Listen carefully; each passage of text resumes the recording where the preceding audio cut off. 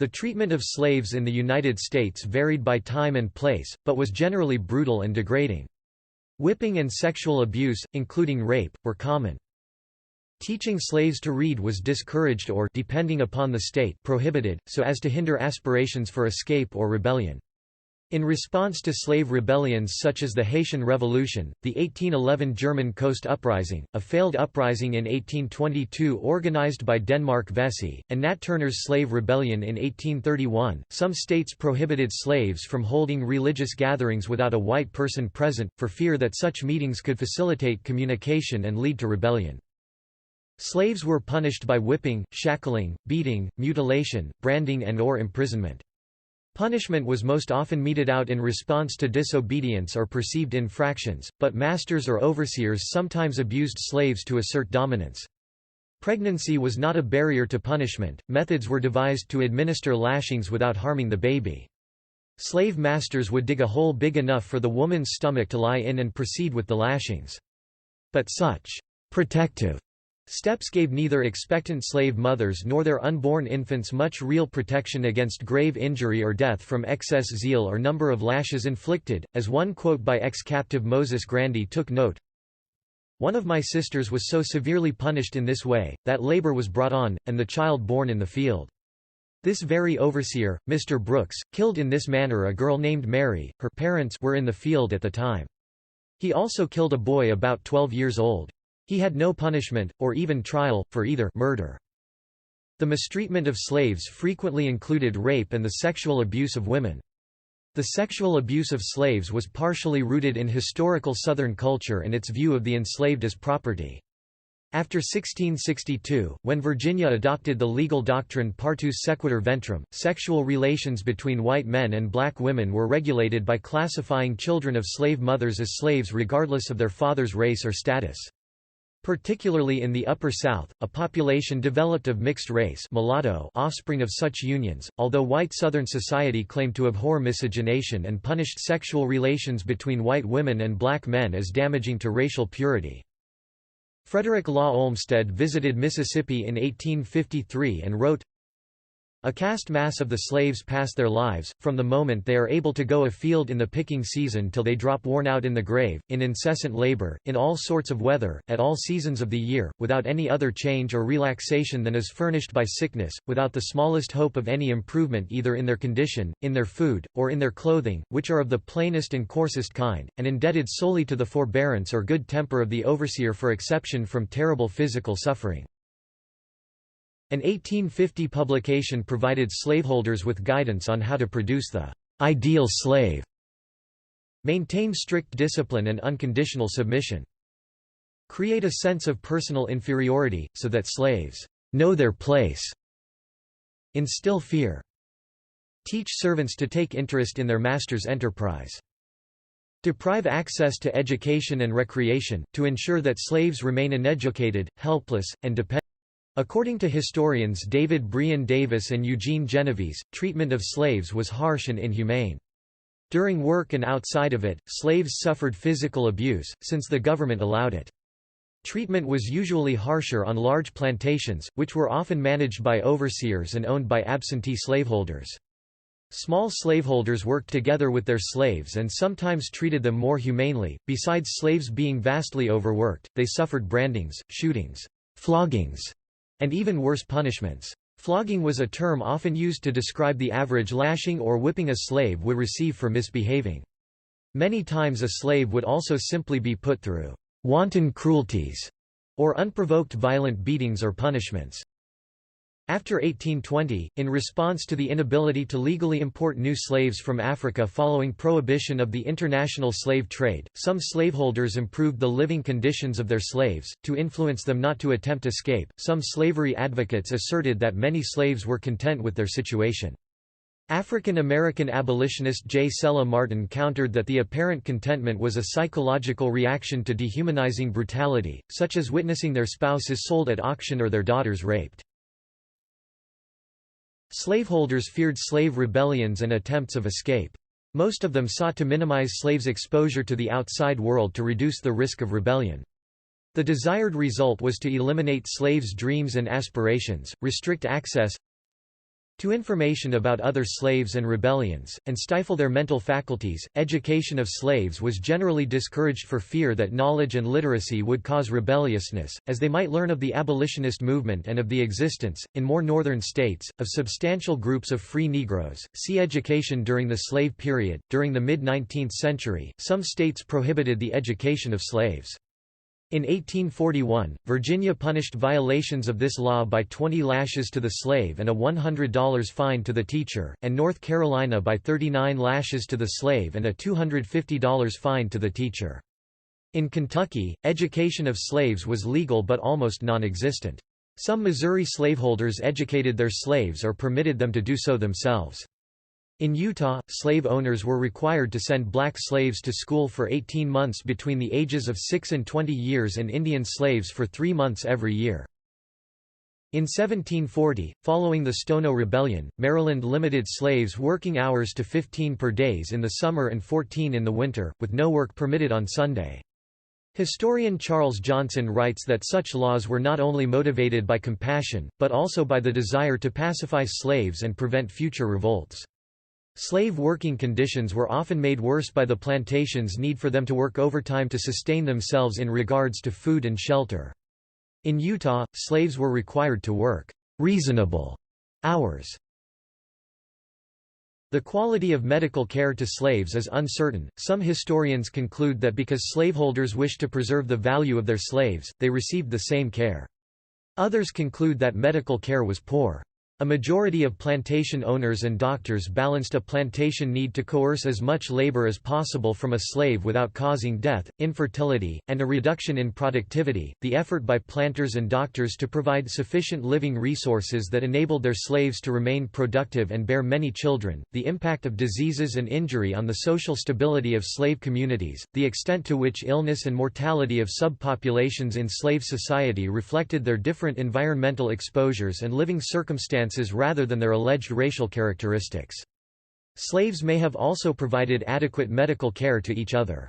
Previous studies show that a slave owner would care for his slaves through only prudence and humanity. Although conditions were so harsh for slaves, many slave owners saw that it was in their best interest financially to see that each slave stayed healthy enough to maintain an active presence on the plantation.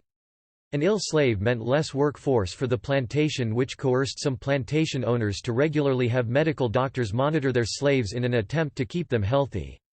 Other slave owners wishing to save money would often rely on their own self-taught remedies combined with any helpful knowledge of their wives to help treat the sickly. Older slaves and oftentimes grandparents of slave communities would pass down useful medical skills and remedies as well.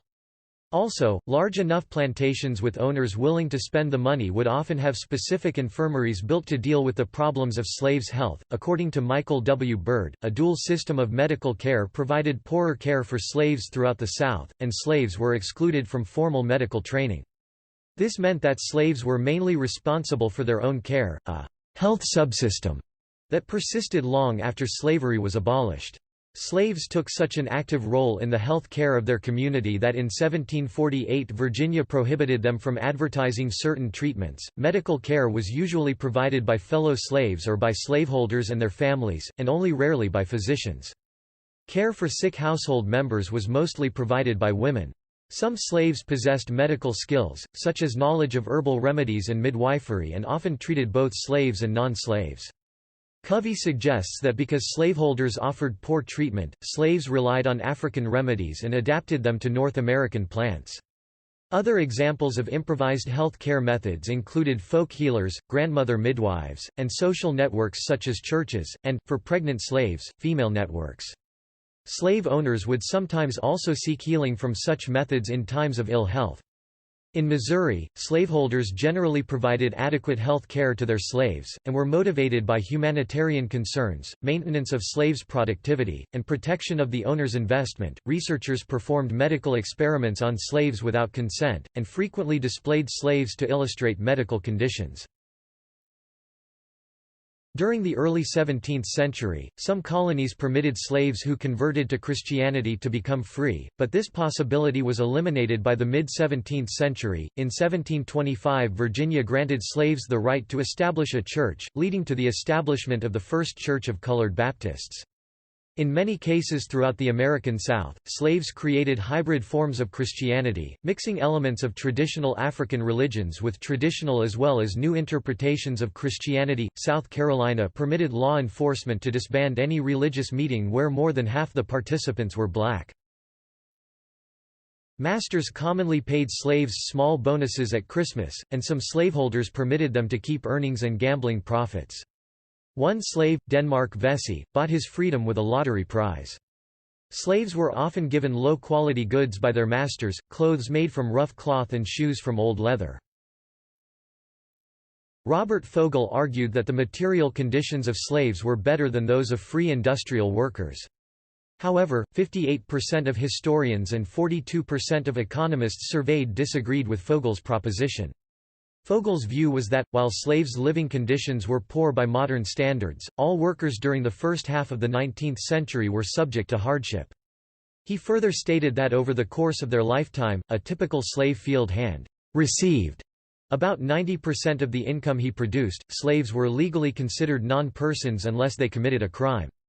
An Alabama court ruled that slaves are rational beings, they are capable of committing crimes, and in reference to acts which are crimes, are regarded as persons. Because they are slaves, they are incapable of performing civil acts, and, in reference to all such, they are things, not persons.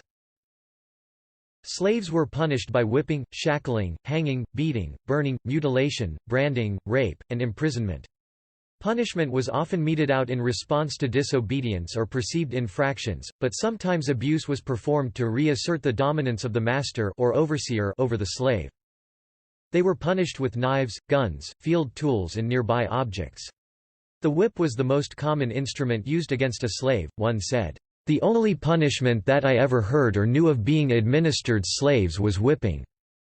Although he knew several who were beaten to death for offenses such as sassing a white person, hitting another Negro, fussing, or fighting in quarters, slaves who worked and lived on plantations were the most frequently punished. Punishment could be administered by the plantation owner or master, his wife, children or most often, the overseer or driver. Slave overseers were authorized to whip and punish slaves. One overseer told a visitor, "Some Negroes are determined never to let a white man whip them and will resist you. When you attempt it, of course you must kill them in that case." A former slave describes witnessing females being whipped. "They usually screamed and prayed, though a few never made a sound." If the woman was pregnant, workers might dig a hole for her to rest her belly while being whipped. After slaves were whipped, overseers might order their wounds be burst and rubbed with turpentine and red pepper. An overseer reportedly took a brick, ground it into a powder, mixed it with lard and rubbed it all over a slave. A metal collar was put on a slave to remind him of his wrongdoing. Such collars were thick and heavy, they often had protruding spikes which made fieldwork difficult and prevented the slave from sleeping when lying down. Lewis Kane, a former slave, describes seeing another slave punished. "One nigger run to the woods to be a jungle nigger, but massa cotched him with the dog and took a hot iron and brands him. Then he put a bell on him, in a wooden frame what slip over the shoulders and under the arms. He made that nigger wear the bell a year and took it off on Christmas for a present to him. It show did make a good nigger out of him." Slaves were punished for a number of reasons: working too slowly, breaking a law, for example, running away, leaving the plantation without permission or insubordination. Myers and Massey described the practices. The punishment of deviant slaves was decentralized, based on plantations, and crafted so as not to impede their value as laborers. Whites punished slaves publicly to set an example. A man named Harding describes an incident in which a woman assisted several men in a minor rebellion. "The women he hoisted up by the thumbs, whipped and slashed her with knives before the other slaves till she died." Men and women were sometimes punished differently. According to the 1789 report of the Virginia Committee of the Privy Council, males were often shackled but women and girls were left free. The branding of slaves for identification was common during the colonial era, however, by the 19th century it was used primarily as punishment. Mutilation, such as castration, or amputating ears, was a relatively common punishment during the colonial era and still used in 1830. Any punishment was permitted for runaway slaves, and many bore wounds from shotgun blasts or dog bites used by their captors. In 1717, Maryland law provided that slaves were not entitled to a jury trial for a misdemeanor, and empowered county judges to impose a punishment of up to 40 lashes. In 1729, the colony passed a law permitting punishment for slaves including hanging, decapitation, and cutting the body into 4 quarters for public display. In 1740, South Carolina passed a law prohibiting cruelty to slaves, however, slaves could still be killed under some circumstances. The anti-cruelty law prohibited cutting out the tongue, putting out the eye, castration, scalding, burning and amputating limbs, but permitted whipping, beating, putting in irons and imprisonment. In 1852, Utah passed the act in relation to service, which provided several protections for slaves. They were freed if the slave owner was found guilty of cruelty or abuse, or neglect to feed, clothe, or shelter the slave, or if there were any sexual intercourse between the master and the slave. The definition of cruelty was vague and hard to enforce, and in practice, slaves received similar treatment to those in the South. By law, slaveholders could be fined for not punishing recaptured runaway slaves. Slave codes authorized, indemnified or required violence, and were denounced by abolitionists for their brutality. Both slaves and free blacks were regulated by the black codes, and their movements were monitored by slave patrols conscripted from the white population. The patrols were authorized to use summary punishment against escapees. In the process, they sometimes maimed or killed the escapees. Historian Nell Irvin Painter and others have documented that Southern history went across the color line. Contemporary accounts by Mary Chesnut and Fanny Kemble, both married in the Deep South planter class, and accounts by former slaves gathered by the Works Progress Administration (WPA) attested to the abuse of women slaves by white owners and overseers. The slave-owning colonies had laws governing the control and punishment of slaves which were known as slave codes. South Carolina established its slave code in 1712, based on the 1688 English slave code in Barbados. The South Carolina slave code was a model for other North American colonies. In 1770, Georgia adopted the South Carolina slave code and Florida adopted the Georgia Code. The 1712 South Carolina Slave Code included the following provisions. Slaves were forbidden to leave the owner's property unless accompanied by a white person, or with permission. If a slave left the owner's property without permission, every white person was required to chastise them. Any slave attempting to run away and leave the colony, later, the state, received the death penalty. Any slave who evaded capture for 20 days or more was to be publicly whipped for the first offense, branded with an R on the right cheek on the second offense, lose one ear if absent for 30 days on the third offense, and castrated on the fourth offense. Owners refusing to abide by the slave code were fined and forfeited their slaves. Slave homes were searched every 2 weeks for weapons or stolen goods.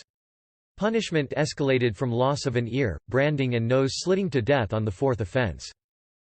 No slave could work for pay, plant corn, peas or rice, keep hogs, cattle, or horses, own or operate a boat, buy or sell, or wear clothes finer than Negro cloth.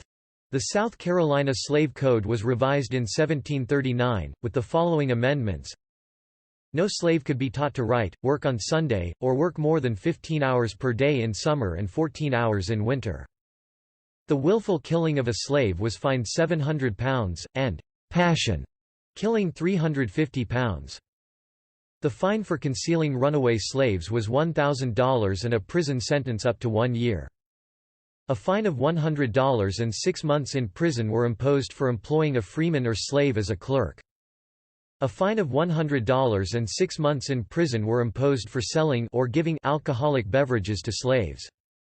A fine of $100 and 6 months in prison were imposed for teaching a slave to read and write. The death penalty was imposed for circulating incendiary literature. Freeing a slave was forbidden except by deed after 1820, only by permission of the legislature. Georgia required legislative approval after 1801. The slave codes in the tobacco colonies Delaware, Maryland, North Carolina and Virginia were modeled on the Virginia Code, established in 1667. The 1682 Virginia Code included the following provisions. Slaves were prohibited from possessing weapons. Slaves were prohibited from leaving their owner's plantation without permission. Slaves were prohibited from attacking a white person, even in self-defense. A runaway slave, refusing to surrender, could be killed without penalty. In 1811, Arthur William Hodge was the first slaveholder executed for the murder of a slave in the British West Indies. However, he was not, as some have claimed, the first white person to have been executed for killing a slave. Records indicate at least 2 earlier incidents. On November 23, 1739, in Williamsburg, Virginia, 2 white men, Charles Quinn and David White, were hanged for the murder of another white man's slave. On April 21, 1775, the Virginia Gazette in Fredericksburg reported that a white man, William Pittman, was hanged for the murder of his own slave. Laws punishing whites for punishing their slaves were weakly enforced or easily avoided. In Smith v. Hancock, the defendant justified punishing his slave to a white jury. The slave was attending an unlawful meeting, discussed rebellion, refused to surrender, and resisted the arresting officer by force. Slavery in the United States encompassed wide-ranging rape and sexual abuse.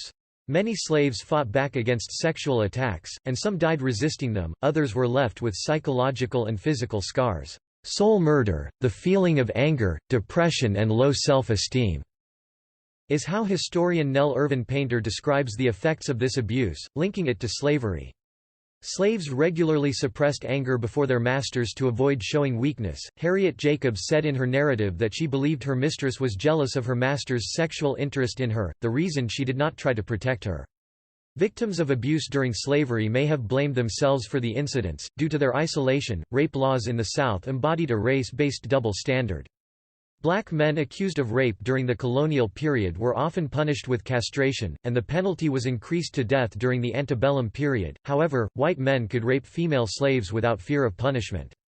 Men and boys were also sexually abused by slaveholders.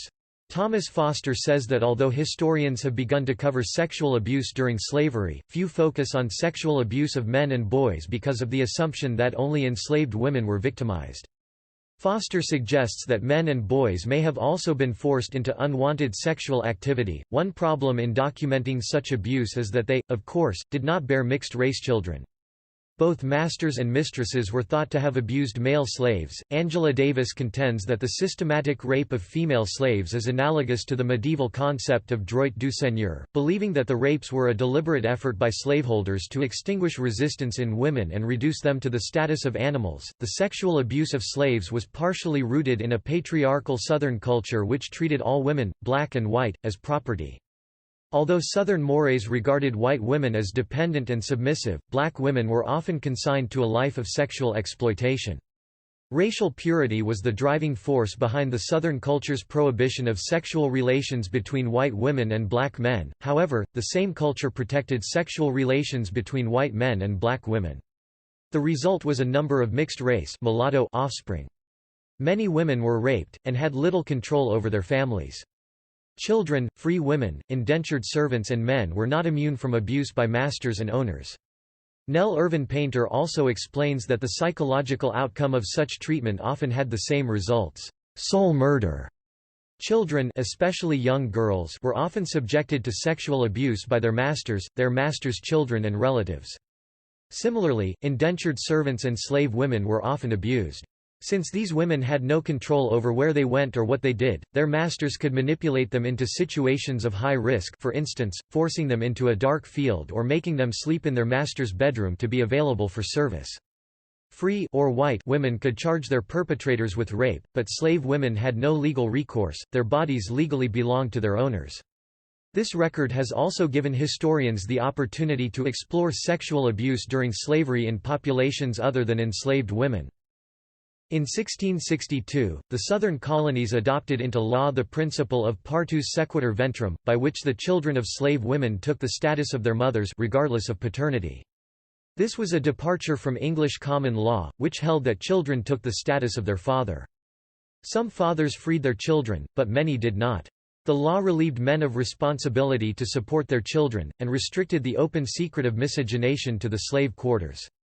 However, Europeans and other visitors to the South noted the number of mixed-race slaves. During the 19th century, Mary Chesnut and Fanny Kemble, whose husbands were planters, chronicled the disgrace of white men taking sexual advantage of slave women. Some women resisted reproduction in order to resist slavery. They found medicine or herbs to terminate pregnancies or practiced abstinence. For example, chewing on cotton root was one of the more popular methods to perform abortion and end a pregnancy. This method was often used as the plant was readily available, especially for the women who worked in cotton fields. Gossypol was one of the many substances found in all parts of the cotton plant, and it was described by scientists as poisonous pigment. It appears to inhibit the development of sperm or restrict the mobility of the sperm. Also, it is thought to interfere with the menstrual cycle by restricting the release of certain hormones. Women's knowledge of different forms of contraception helped them control some factors in their life. By resisting reproduction, enslaved women took control over their bodies and their lives. Richard Follett says, by consciously avoiding pregnancy or through gynecological resistance, black women reclaimed their own bodies, frustrated the planters' pro-natalist policies, and in turn defied white male constructions of their sexuality. Whether swallowing abortifacients such as calomel and turpentine or chewing on natural contraceptives like cotton roots or okra, slave women wove contraception and miscarriages through the dark fabric of slave oppositional culture. By using various ways to resist reproduction, some women convinced their masters they could not bear children. Deborah Gray White cites several cases of women who were considered by their masters to be infertile during slavery. These women went on to have several healthy children after they were freed. Other slave women used abstinence. Slave men and women appear to have practiced abstinence, often with the intention of denying their master any more human capital. It was not just women who resisted reproduction, in some instances men did also. An ex-slave, Virginia Yarbrough, explained how one slave woman persuaded the man that her master told her to live with to practice abstinence. After 3 months, the master realized that the couple were not going to produce any children, so he let her live with the man of her choice, and they had children. By abstaining from sexual intercourse, she was able to resist her master's wishes and live and have children with the man she loved. Women resisted reproduction to avoid bringing children into slavery, and to deprive their owners of future property and profit. In addition to the labor they provided, slaves were a profitable investment. Their prices rose steadily throughout the antebellum era, as did the return that slave owners could expect when slaves reproduced. Lisi M. Perrin writes, in avoiding direct confrontation, slave women had the potential to resist in a way which pierced the very heart of slavery by defying white slave owners the labor and profits that their children would one day provide. Women knew that slave children were forced to start working at a very young age. Life was harsh under slavery, with little time for a mother and child to bond. Enslaved women and their children could be separated at any time. Women were forced to do heavy work even if pregnant. Sometimes this caused miscarriage or difficulties in childbirth. Richard Follett explains that, heavy physical work undermines reproductive fitness, specifically ovarian function, and thus limits success in procreation. An enslaved woman carried her infant with her to field work, nursing it during brief breaks. For instance, in Freedom on My Mind, it is said that, as an infant, he rode on his mother's back while she worked in the fields to nurse. Women's use of contraception was resistance and a form of strike, since slave women were expected to reproduce. Despite acts of resistance, many slave women had numerous children. Peter Kolchin notes that some historians estimate a birth rate of 7 children per slave woman during the antebellum era, which was an era of large families among free women as well. Slave women were unable to maintain African traditions, although some were carried on. African women were born, raised to give birth, there were no rituals or cultural customs. Under extreme conditions the desire and ability of women to have children is reduced. Slavery removed everything that made them feel woman, motherly, African. A normal African family life was impossible, women were in the field most of the day and fathers were almost non-existent. In Africa, motherhood was the fulfillment of female adulthood and fertility the African woman's greatest gift. Slave breeding was the attempt by a slave owner to influence the reproduction of his slaves for profit. It included forced sexual relations between male and female slaves, encouraging slave pregnancies, sexual relations between master and slave to produce slave children, and favoring female slaves who had many children. Nobel economist Robert Fogel disagreed in his controversial 1970s work that slave breeding and sexual exploitation destroyed black families. Fogel argued that since the family was the basic unit of social organization under slavery, it was in the economic interest of slaveholders to encourage the stability of slave families, and most did so. Most slave sales were either of entire families, or of individuals at an age when it would have been normal for them to leave home. However, testimony from former slaves does not support Fogel's view. For instance, Frederick Douglass, who grew up as a slave in Maryland, reported the systematic separation of slave families and widespread rape of slave women to boost slave numbers. With the development of cotton plantations in the Deep South, planters in the Upper South frequently broke up families to sell surplus male slaves to other markets.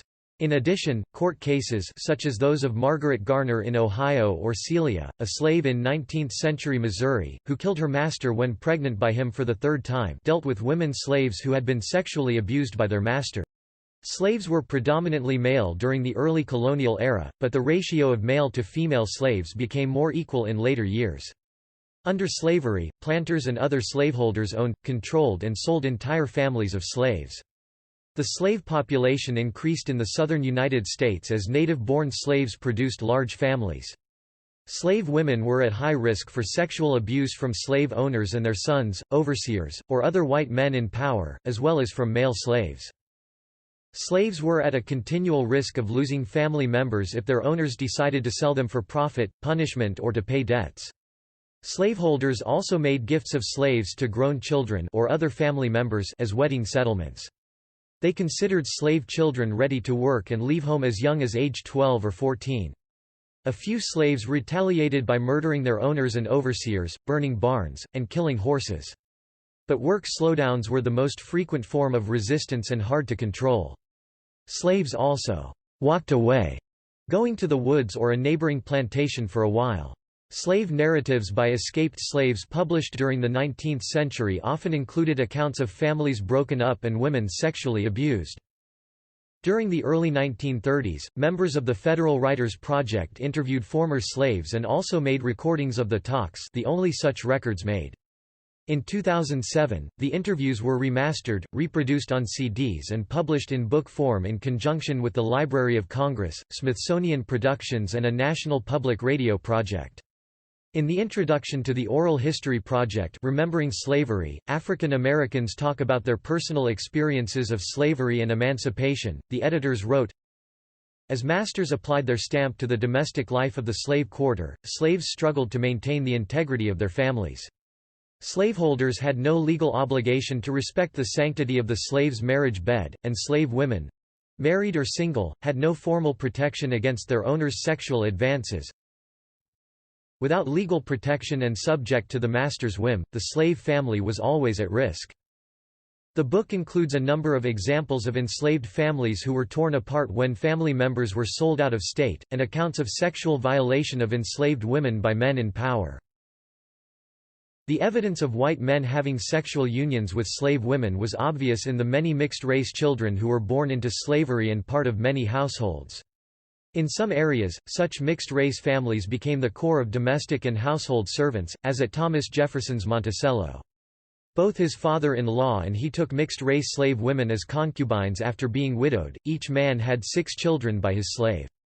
Jefferson's young concubine, Sally Hemings, was 3/4 white, the daughter of his father-in-law John Wales and the half-sister of his late wife. By the 19th century, popular Southern literature characterized female slaves as lustful and promiscuous Jezebels, who shamelessly tempted white owners into sexual relations. This stereotype of the promiscuous slave was partially motivated by the need to rationalize the obvious sexual relations that took place between female slaves and white males, as evidenced by the children.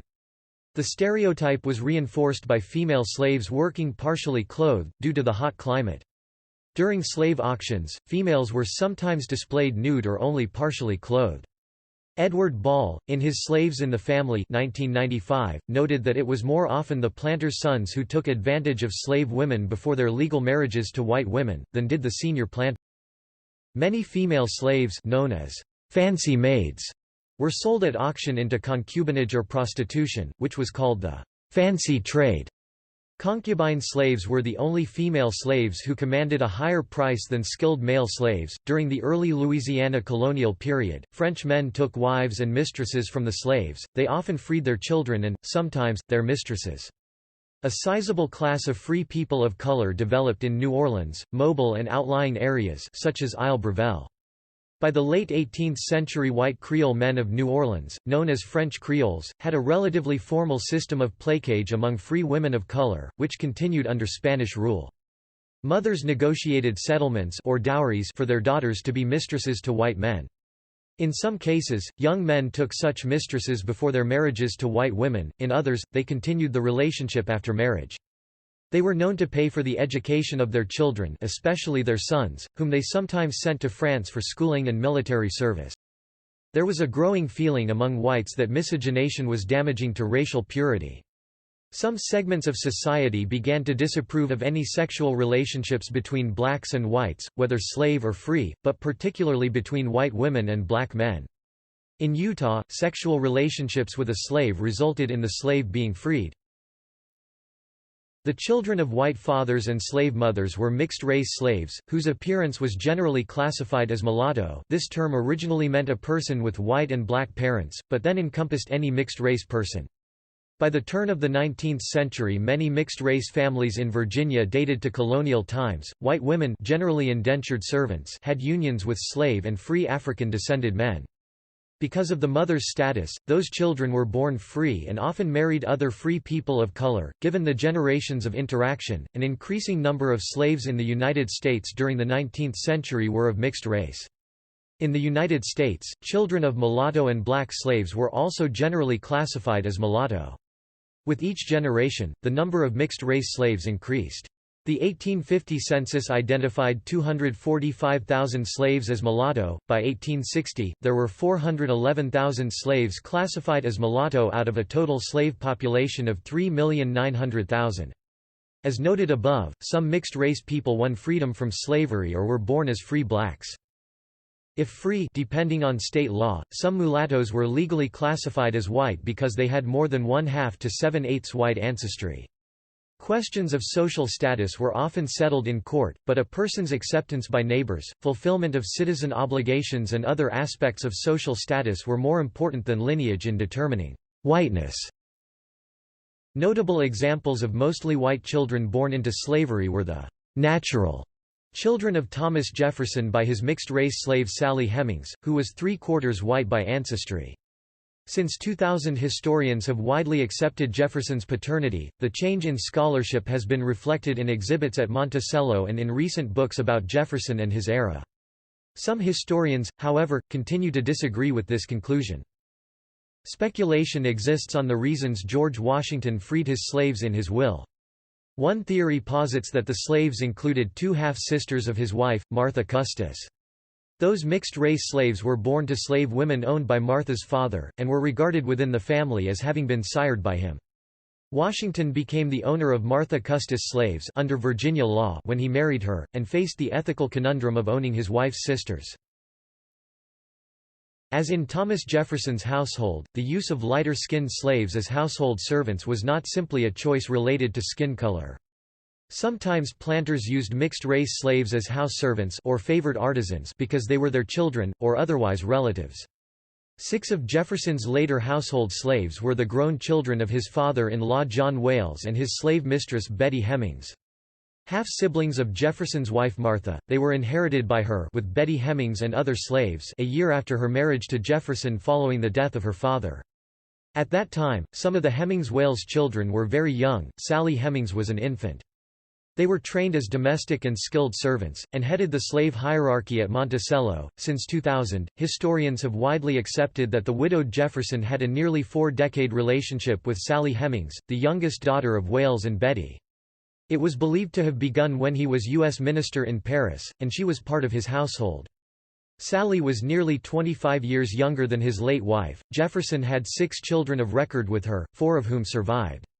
Jefferson had his 3 mixed-race sons by Hemings trained as carpenters, a skilled occupation, so they could earn a living after he freed them when they came of age.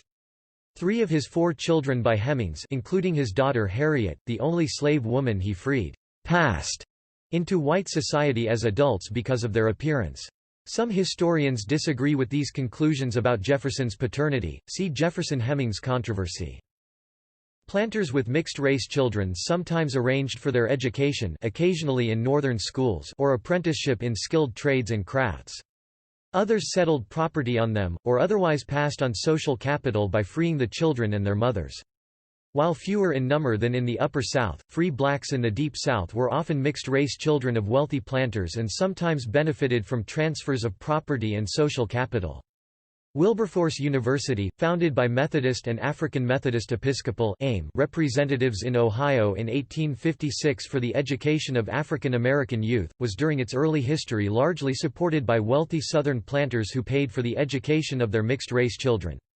When the American Civil War broke out, the majority of the school's 200 students were of mixed race and from such wealthy Southern families. The college closed for several years before the AIM Church bought and operated it.